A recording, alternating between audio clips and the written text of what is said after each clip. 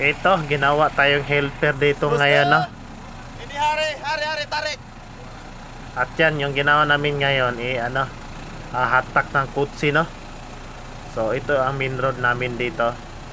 Kaso nga lang yung main road namin hindi pa na-repair dahil hindi pa dumating yung unit namin na bago, no?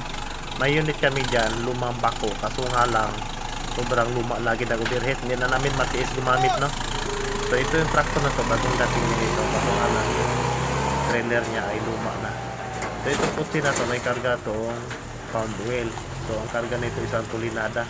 So, sa isang araw, 3 bisis din ito magbalik, no? Ayan. So, sa isang tulinada, ang halaga niyan, nasa 4,000 piso yan.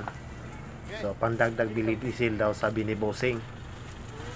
So, ngayon, yung plantation na ito, ba't ganito yung daanan niya ka pangit? Kaya, bagong bili ito. So, 100 hektarya to, no?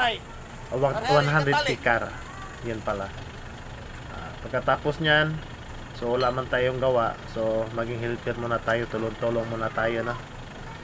Ayan, pero mga ilan araw darating na yung unit natin. Okay na, boss ko!